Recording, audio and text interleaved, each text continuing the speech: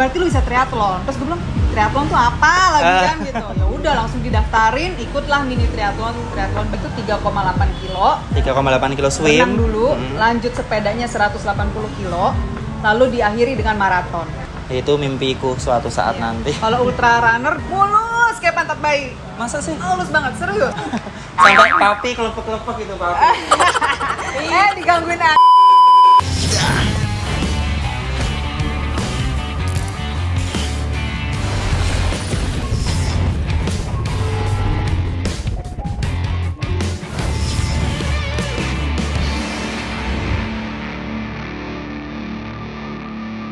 balik lagi di channelnya Dani. Di video kali ini aku masih bareng sama Hilda. Dan tadi kita habis ikutan nyobain Mini On Race Semarang. Bagaimana? ngeri. Keren. Tapi tadi ya karena kita iwir-iwir nyantai, jadi ini Hilda nih top banget, strong banget. Terus kali ini kita mau bikin podcast ngobrol asik aja sama Hilda di Coffee House Semarang. Yuk langsung aja check this out. Oke teman-teman, akhirnya kita udah duduk bareng sama Hilda. Pasti penonton channel ini mayoritas udah kenal siapa beliau, tapi nggak ada salahnya kalau kita kenalan lagi. Yuk. Monggo. Halo, nama saya Hilda Novianti, biasa dipanggil Hilda. Terus suka sepedaan, suka triathlon, suka lari juga. Jadi jauh sebelum aku tahu Hilda Gowes, itu aku sempat lihat Hilda sama temennya dulu Pra ya. Sempat bikin konten YouTube juga, channel juga, dan kita udah janjian. Kapan-kapan kalau ketemu bikin konten bareng ya, dan akhirnya terjadilah sekarang ini. Betul. Mungkin buat pembuka kali ya, Hilda ini sejak kapan nih Gowes? Aku manggil Hilda nggak apa-apa ya? Hilda lah. Biar kelihatan muda Kan gitu. mudaan gue lagi kan. Oh iya deh. Ada yang nggak setuju. Gowes dari kapan nih? Dari 2016 akhir. Oh, jadi malah dia tuh ternyata lebih senior dari aku, teman-teman. Oh iya, maksudnya apa nih? Mundur-mundur. Gowesnya. Oh, Gowesnya bukan ini ya? Enggak lah, Gowesnya. Lamaan gue, pelanan gue ya? Enggak kali. 2016 tuh berarti lari dulu atau nyepeda dulu zaman dulu? Aku pertama kali tuh lari dulu tahun 2015, 2014 lah gitu lari. Abis itu teman-teman lari aku tuh udah pada main sepeda, terus udah pada triathlon. Jadi gue tuh sering kali ketinggalan sama mereka dan gue ngiri gitu ngeliat mereka kok pada sepedaan kayaknya asik banget. Jadi ya sudah, temen aku pinjemin sepeda, ternyata suka banget. Ya udah, terus ulang tahun 2016 minta dibeliin sepeda, terjadilah November 2016 gue punya sepeda pertama kali. Terus itu kalau yang triathlon tuh pertama kali event tahun 2017 awal. Jadi dari 2016 punya sepeda November, langsung ditanya sama temenku, bisa berenang nggak? Ada bisa, tapi gaya dada. Oh yaudah, berarti dada lu bisa itu katak triathlon. ya? Berarti lu bisa triathlon. Terus gue bilang, triathlon tuh apa lagi kan gitu. Ya udah langsung didaftarin, ikutlah mini triathlon Buddies awal 2017, dan di situ perjalanan fitness gue dimulai. Oh, lah sebelum tahu lari, sebelum tahu triathlon itu ibu rumah tangga biasa atau? Aku ibu rumah tangga, pekerja kantoran full time. Oh, keren juga nih. Jadi ini di Jakarta tuh banyak banget yang pekerja kantoran tapi masih bisa nyempetin waktu buat olahraga ya. Bisa. Dan zaman dulu kalau lari itu ya teman-teman yang di daerah Sudirman itu kadang tuh pulang kantor terus ke apa FX atau kemana GBK ya? GBK, ketemu komunitasnya lari bareng. Jadi nggak cuman cyclist di sana yang butuh extra effort. Jadi semenjak lari itu ya karena macet kali ya. Macet, terus juga mesti ke stadion-stadion yang terdekat sama tempat kerja ya. Terus terang di tengah kota waktu itu GBK juga nggak secakep sekarang ya. Sejak Asian Games 2018 baru keren. Lah dulu emangnya jalannya itu ya biasa aja. Terus dulu kan masih ada parkir Timur Senayan yang suka dipakai orang buat belajar mobil zaman dulu gitu. Sekarang kan udah nggak ada gedung parkirnya, lebih proper, ada toilet, ada tempat makan dan lain-lain. Jadi GBK is a new GBK lah sekarang. Tadinya tuh kalau teman-teman lihat Hilda ini mungkin dikiranya goweser pandemi, tapi ternyata tuh dia tuh senior teman-teman. Terus event Ironman paling jauh berapa? Yang kategori apa nih? Ironman. Ironman, sorry, triathlon. Ironman 70.3. 70.3 itu namanya Ironman teman-teman. Jadi tuh, nah mungkin bisa dijelasin yang udah pernah. Jadi kalau Ironman itu sebenarnya jaraknya 140,6 miles. Jadi berenangnya itu 3,8 kilo. 3,8 kilo swim. Berenang dulu, lanjut sepedanya 180 kilo, lalu diakhiri dengan maraton. Itu benar-benar itu Ironman. Nah, Ironman itu ada setengahnya, versi setengahnya. half. Jadi Ironman 70.3. Ya. Nah, itu berenangnya itu 1,9 kilo. Ya. Lalu sepedanya 90 kilo, larinya half marathon gitu. Itu berarti Baru satu kali saya ikutin. Satu kali. Lulus tapi ya? Lulus. Wah, keren banget. 8 jam. Keren. Tapi itu Ironman itu salah satu istilahnya kayak target atau mimpi akhir setiap rata-rata runners, cyclist. Ya. Jadi kalau kita cuman bisa renang, kadang renang udah berapa kilo terus kita pengen achieve lagi ya kan. Lari maraton 42 pengen achieve yang lain lagi. Pengen ultra. Ya, pengen ultra. Terus akhirnya ini yang gila ini memang Ironman sih. Itu di mana itu dulu? Waktu itu di Thailand. Di Thailand ya. Cuman kalau mau Ironman ya karena di Indonesia udah ada belum sih? Langkawi paling deket ya. Di Indonesia harusnya itu tahun lalu Ironman Lombok. Lombok. Tapi pandemi batal. Jadi mungkin tahun depan ada. Nah, kalau yang terdekat di Indonesia itu di Langkawi. Langkawi ya. Itu mimpiku suatu saat nanti. Kalau ultra runner biasanya mimpinya itu adalah UTMB ya. Ya, UTMB. Ya. Cuman kalau teman pernah ikut yang di Barcelona itu tuh satu expander hilang buat segala macam tetek bengeknya, transport sama preparation karena dia apa istilahnya ya, personal kan, tanpa sponsor gitu. Ya masuk akal sih, tiket dan lain-lain. Jadi kalau orang bilang gue mau olahraga triathlon gitu, terus mesti, kalau aku sih bilang aku pastikan budgetnya ada nggak gitu. Karena itu olahraga sepeda aja sky is the limit ya untuk hobi ya kan, untuk mau upgrade sepeda dan lain-lain. Abis itu lari dengan segala macam outfitnya dan tetek berenang. Yeah. Dan kalau berenang itu pasti semuanya pengen pakai coach ya kan, supaya efisien dan lain-lain. Jadi terus daftarnya, perjalanannya, tiket, akomodasi, fueling selama latihan selama 4 bulan itu mahal sih. Fueling tuh nutrisi teman-teman. Nutrisi. Nah itu kalau di triathlon itu memang coach rata-rata kasih menu termasuk sama nutrisinya. Supaya bisa, kan olahraga endurance. Jadi supaya nggak zong ya ibaratnya. Ya benar. Dan kalau Ironman itu atau triathlon ya, itu olahraga yang cenderung bisa diestimasi ya, benar ya. Jadi kita dari hasil latihan biasanya race-nya tuh beda-beda dikit ya kan, karena kita udah tahu. Biasanya sih dapat PR ya kalau habis latihan ya. Mudah-mudahan ya. Tapi banyak aspek memang di dalam pada faktor saat X kan. Faktor X banyak sekali. Ada yang biasanya udah latihan berenang di laut tiba-tiba kena panic attack. Oh iya. Ada yang cuaca, kayak misalnya di Australia tiba-tiba hujan badai ya kan. Atau mungkin pas lagi di Basselton tiba-tiba ada hiu.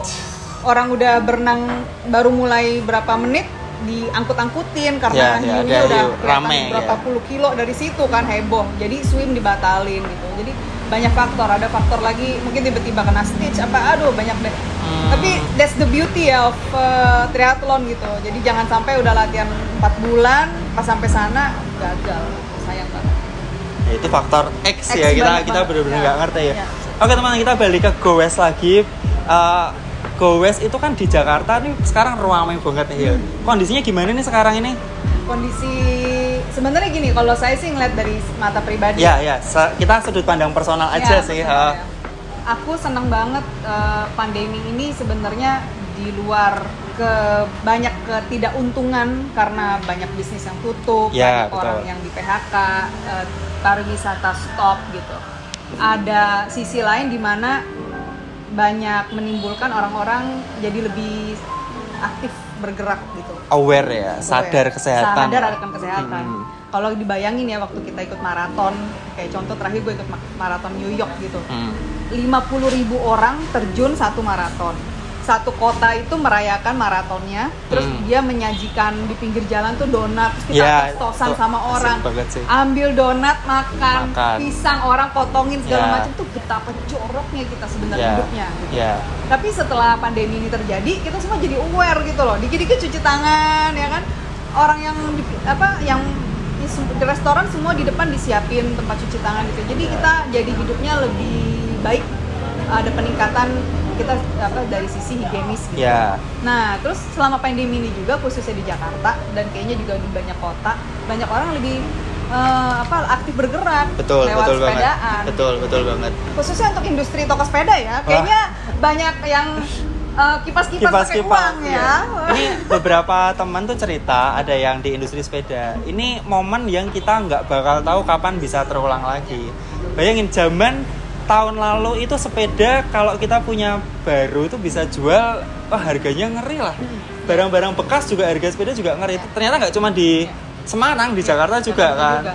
Saya lihat mata kepala sendiri kok, teman-teman saya itu jual crank kayak ya macam-macam crank ya, aksesoris lah, part-partnya. Aksesoris. Dia belinya misalnya 27 juta, dia bisa beli 36 juta dan orang berebutan. Gila ya. Gila nggak? Jadi dia untung untuk barang bekas. Itu mungkin grup set kali ya, bukan crank. Jadi grup set 36 juta yang zaman dulu tuh kita jual 30 juta tuh susah. Sekarang orang rebutan. Sebentar sold out. Bang, maaf udah habis. Mas bekas. Bekas pula. Oke, itu dari segi mungkin lifestyle sama higienitas ya. Kalau dari segi trafficnya nih di Jakarta nih, makin rame. Makin seru, dinamikanya makin banyak gitu. Jadi dinamika ya lucu-lucu deh dari sisi kita yang udah sepedaan lama.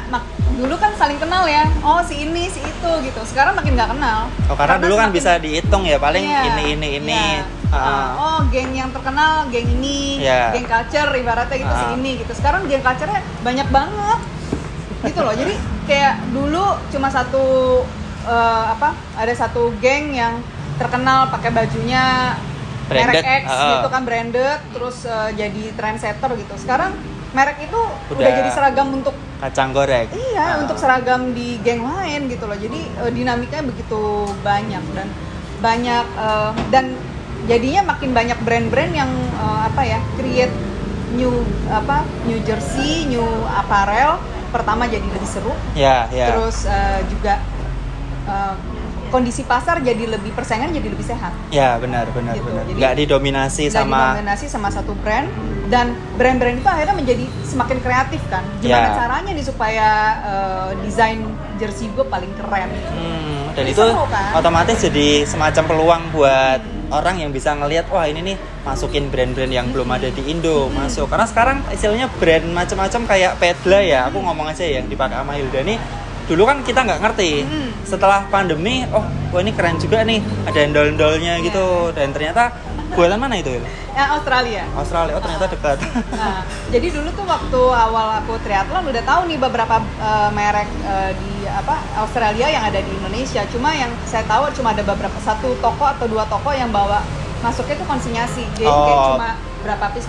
Ya, berarti bukan distributor resmi ya? Bukan distributor resmi, tapi habis itu mulai turun brandnya karena mungkin nggak ada yang kurasi, nggak ada yang take over. Nah, habis itu mulai kayak brand map, ada yang kurasi, mulai muncul lagi nih gitu. Terus si Pedla yang tadinya nggak resmi, sekarang udah ada distributor resminya yang udah ditunjuk gitu. Jadi presence-nya itu semakin nyata gitu, awareness-nya makin nyata gitu. Dan saya rasa merek kayak PNS juga udah ada distributor resmi, udah ada akun resmi juga. Iya, benar. Banyak brand. Dan brand lokal sekarang gila keren-keren. Betul. Bahannya gue menyaksikan sendiri. Jadi dari bahannya yang tadi biasa, panas, sekarang bahannya semakin keren. Dan udah kayak 11-12 kan sekarang. Ya, kayak 11-12 gitu. Jadi dengan harga yang jauh lebih terjangkau, desainnya bagus-bagus. SMP itu bahannya oke banget. Made in Indonesia. Made in Indonesia lokal. Ada merek Keniel. Ya, banyak banget sih. MP2 banyak deh.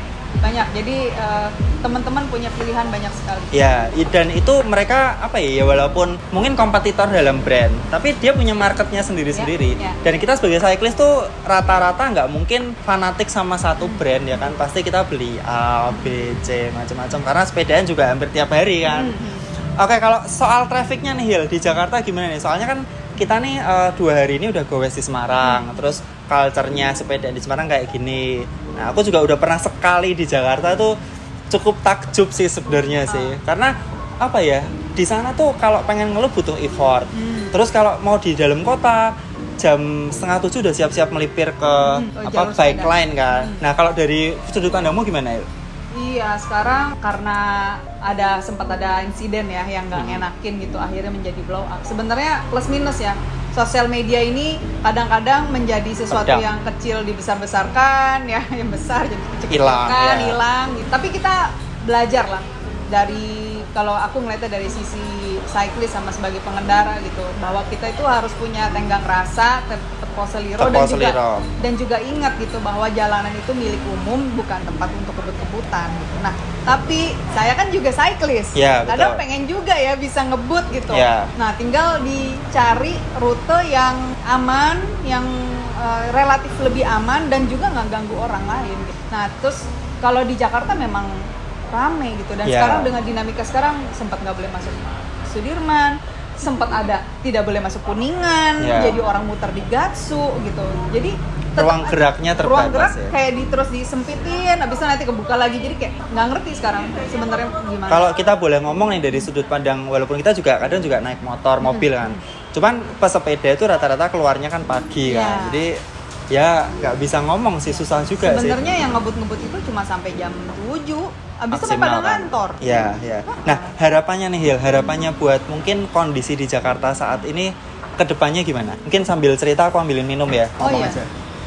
Apa ya, pengennya tuh di Jakarta kita suatu hari punya tempat untuk para road bikers ini gitu. Kalau misalnya untuk bike to work, memang udah selayaknya ada jalur sepeda. Silakan kakak. Thank you. Ini cantik banget. Ini signature-nya sini ya, Iya. di coffee house ya. Oke.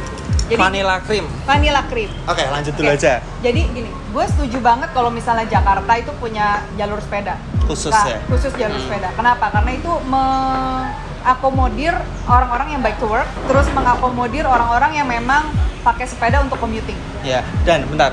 Satu lagi nih. Ini sekaligus mau sedikit counter omongan teman-teman yang sering komen, sepedaan kenceng-kenceng kenapa nggak di velodrome bla bla bla. Ya, itu nggak semudah itu gitu loh ya kan. Dan di daerah tuh nggak semua kota punya velodrome. Dan misal pun ada, biayanya lumayan, bro. Iya. Nggak semudah itu. Jadi memang ini aku setuju sih, idealnya tiap-tiap kota besar punya semacam satu track atau tempat ngelup yang difasilitasin pure murni untuk kita sepedaan. Yeah. Jadi cukup win-win solution, ya kan? Jadi tadi dua hal ya. Jadi satu, pertama aku support jalur sepeda di tengah kota untuk support bike to work atau commuting. Ya. Kedua, harapannya Jakarta itu bisa benchmarking ke Bangkok. Oh, Jadi aku pernah ke Bangkok, di sana itu ada yang namanya Skylane, itu di sekeliling Suvarnabhumi Airport. Di sana tuh mereka dibikin sama pemerintah, masuknya gratis, even untuk turis pun gratis. Wah, masuk keren ke sana, banget. tinggal naruh paspor, dikasih dikasih gelang, dan kita masuk ke tempatnya itu udah nggak usah pakai tap, tinggal tap gitu, tinggal tap doang, masuk ke dalam. Di dalamnya itu ada 2 jalur cepat, jalur pelan. Jarak dipisah nggak? Enggak. Nggak. Oh, dibedain nama warna. Oh, Dan mereka sudah dikasih peraturan-peraturannya. Setiap 3 kilo kalau nggak salah, atau setiap 5 kilo itu ada telepon emergency. Kalau ada yang kenapa-napa, jadi dia bisa langsung telepon ke itu tracknya berapa? Tracknya itu aku lupa berapa kilo ya. Saya nggak tahu, mungkin sekitar 8 kilo, 10 kilo mungkin.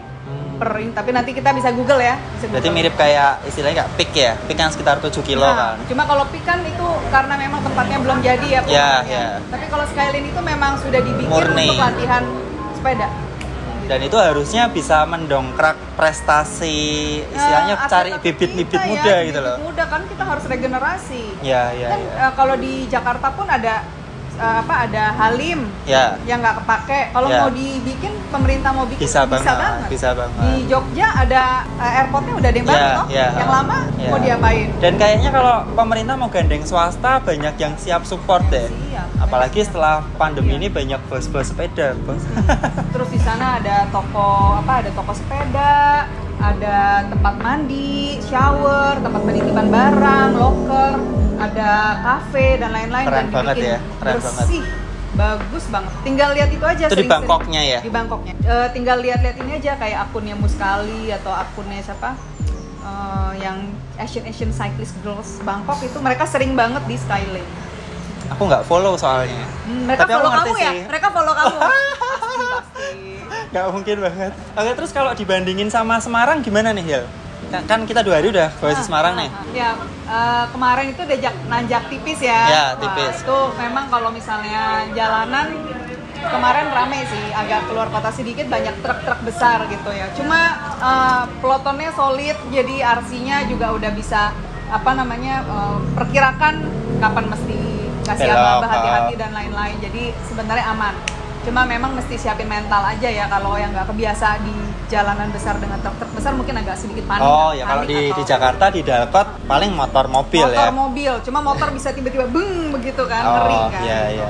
Nah, terus kalau di tengah kota, wah Tarkamnya gila sih. Banyak lampu merah ternyata. Iya, banyak lampu merah. Gitu. Jadi menurut aku sih Tarkam di sini sih lebih ganas daripada Tarkam rute Tarkam 15 km Dalkot. Kalau aku bilang ya, selain lampu merah, jalannya di sini tuh nggak sehalus di Dalkotnya Jakarta. Satu, terus yang kedua anginnya. Kalau di sana kadang ngeliat teman-teman dulu ya, awal-awal sepeda, gila nih orang Jakarta nih bisa 50 km selama 30 menit full tuh 50 km per jam. Buset. Tapi setelah nyobain, ternyata gedung-gedung tuh cukup lumayan defend gitu. Sementara di sini mau kita bahkan di Pemuda yang tadi, itu ketika jalur panjang tuh anginnya lumayan. Sama aja kayak anak Dalkot yang suka main Tarkam, main ke Peak 2. Plak gitu. Itu kan di Peak ya, kita nahan 1 jam, average di 33 bisa sendiri loh ya. Aku bilang sendiri. Itu cukup kuat loh. FTV-nya pasti lumayan tinggi. Emang berat karena lawan angin. Tapi kalau misalnya emang tujuannya untuk latihan, that's the right place. Iya. Jadi kalau mau jalan-jalan, Semarang tempat jalan-jalannya sih rute nanjaknya nih sayang sekali saya belum punya kesempatan terlalu banyak. Tapi kemarin aja udah cakep banget. Kemarin ke Hutan Palir ya. Hutan Palir, betul. Terus kalau di Jakarta ya kita bisa main ke Bogor, bisa main ke Sentul. Gitu.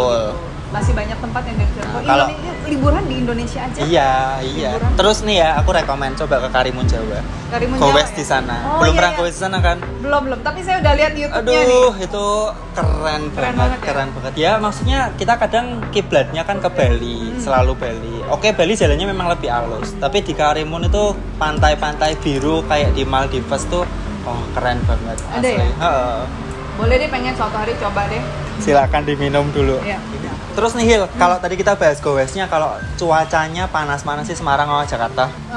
Sama aja sih, menurut aku. Sama aja ya. Tapi memang anginnya, maksudnya kayak kelembapan udaranya gitu loh. Ya lebih panas di sini ya. Panas ini ya. Nah, Hil, kalau di Indonesia nih, ada nggak rute yang pengen dieksplor tapi belum kesampaian? Gue pengen banget ke Ambon.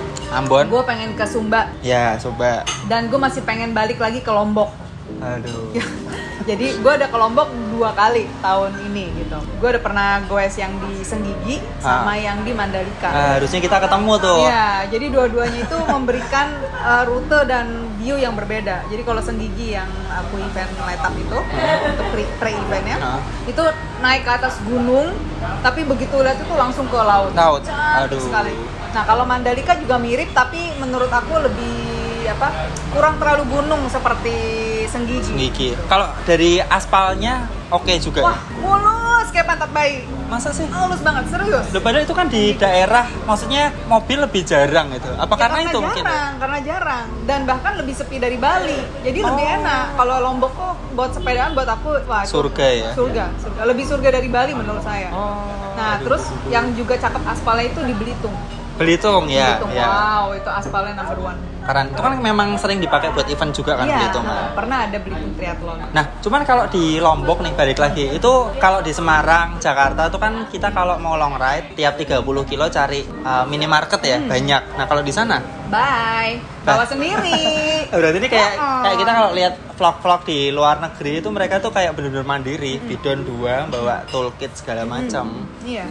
Tapi aspalnya oke banget. Aspalnya cakep. Kalau kita pergi ke Bogor itu ibaratnya kalau misalnya kita lupa bawa ban dalem atau apa, aman, gampang. Masih aman, ada angkot, bisa sewa angkot, bisa Grab, bisa Gojek. Kalau di Lombok nggak bisa. Nggak bisa. Siap sendiri. Nah, kalau rute yang paling berkesan selama ini atau tempat gowes yang paling berkesan? Gimana ya? 2 deh, biar nggak iri nanti. Boleh pilih 2. Yang aku udah pernah coba yaitu ya Lombok, yang si Senggigi itu masih buat saya masih berkesan karena cantik sekali. Berarti lebih oke dari Mandalika ya? Lebih oke dari Mandalika menurut saya. Harus dicoba nih.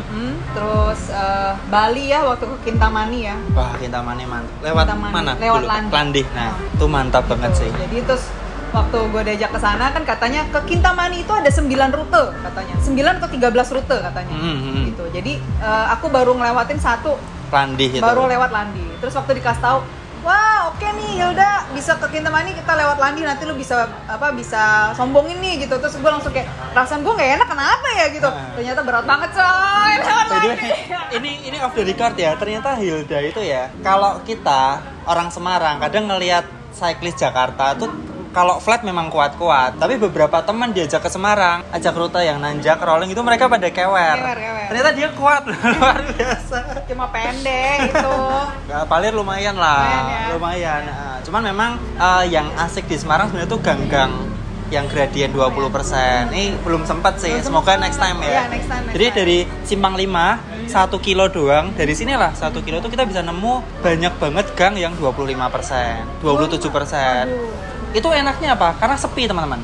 Jadi kita tuh sepi penduduk gitu, terus 25-26% 1 kilo jebret, 1 kilo jebret. Tapi sepi ya jalanannya sepi, itu. Sepi. Ya satu mobil, satu mobil satu motor. Okay. Ya kita kalau sepeda ya satu jalur. Di Bogor juga ada beberapa yang kayak gitu. Bogor kayaknya ada Salah juga. Satunya ya? Itu tuh yang Tanjakan Demit itu kan yang terkenal. Namanya Tanjakan Demit. Tanjakan Demit. Gila itu sampai. Itu nggak nyebut diri sendiri kan? Ada ini apa di sana ada yang 29%. 29%. Satu titik itu. Yang kemarin yang di IG itu 42%. Kok nggak dinaikin? Yang di Tanjakan Cijong. Ngapain? Mendingan gue videoin. Masa cuma foto gitu doang? Foto aja viral. Gimana gue lewat gitu. Itu Tanjakan apa? Cijengkol ya. Iya. Itu tahun lalu tuh memang viral banget sih. Iya. Sampai diomelin sama Pak RT karena terlalu rame. Kan waktu itu masih pandemi. Jadi kan ngumpul-ngumpul nggak boleh kan. Yang waktu itu ya? Waktu itu. Nah, cuman aku lihat tuh ada sponsornya gercep banget loh. Oh iya. Dulu temboknya tuh masih kosong. Iya. Sekarang udah ada. Udah ada brand. Luar biasa. Ya, itu luar biasa. Jadi gue tuh sukanya sepedaan itu di grup sepeda ini atau yang sport itu ya. Kita nggak pernah tahu kita ketemu sama siapa. Iya. Memang kita tuh di mana-mana harus bisa menempatkan diri ya, stay humble ya. Karena kadang-kadang tiba-tiba si ini ternyata presiden direktur apa, manajer apa, dan banyak peluang bisnis itu diciptakan lewat sepedaan sekarang. Jadi nggak cuma golf doang, Kalau dulu kan kita mesti ibaratnya kan golf nih supaya itu bisa networking bisnis. Sekarang sepedaan juga bisa. Amazing. Orang bilang banyak peluang yang bisa kita dapetin lah sebenarnya dari sepeda ya. Salah satu dari sepeda. Nah ini walaupun pandemi ini banyak banget orang yang terjun ke sepeda, tapi aku yakin masih banyak di antara kalian yang masih mager, masih main game, masih ya maksudnya yuklah kita keluar lari nyepedana seru banget ya kan. Badannya nih lihat nih. Ini mama ibu rumah tangga ya kan. Ini badannya kayak model coy. Sampai papi kelepek-kelepek gitu papi. Digangguin aja sih, udah tenang-tenang juga heran. Iseng bangetnya nih anak ini. Ya nakal. Oke teman-teman, terakhir dari Hilda ada pesan buat penonton channel ini atau goeser di Indonesia pada umumnya? Aku sendiri baru mulai explore nanjak ini 2 tahun terakhir nih sejak pandemi gitu, dan aku merasa semakin jatuh cinta sama sepedaan karena pada saat sepedaan inilah gue bisa menemukan tempat-tempat baru, gue mendapatkan perspektif yang baru, gue mendapatkan energi yang baru gitu, teman baru gitu. Jadi pergilah ke kota-kota yang mungkin dulu teman-teman udah pernah pergi naik sepeda, naik mobil atau naik pesawat, liburan seperti biasa. Cobalah bawa sepedanya ke sana, and then you will see a different perspective, and kamu akan jatuh cinta sama sepedaan lebih dalam lagi. Mungkin dari budayanya kali ya, karena tiap kota kan budayanya beda-beda. Budaya, tempat, dan berinteraksi sama orang. Dan kalau misalnya pergi ke tempat-tempat yang agak belusukan, please belanja di UMKM, warung. Bantu ekonomi mereka. Berhenti di tempat kayak minum es kelapa muda gitu, nikmatin makanan lokal. Kalian tanpa sadar kalian sudah membantu ekonomi mereka. Tapi tuh yang kaki lima gitu tuh lebih nikmat, Hil. Lebih nikmat asli. Ada vitamin D. Iya. Oke teman-teman, ini aku seneng banget. Kayaknya nggak kerasa udah panjang. Cuman pendek, tapi banyak banget yang bisa diambil dari Hilda ini. Mulai dari triathlon, terus budaya bersepeda yang ternyata asik banget. Oke Hilda, terima kasih. Enjoy Semarang, semoga kapan-kapan bisa main kesini lagi. Abis ini mau lanjut ke Jogja ya? Oke, safe trip. Sampai jumpa selanjutnya.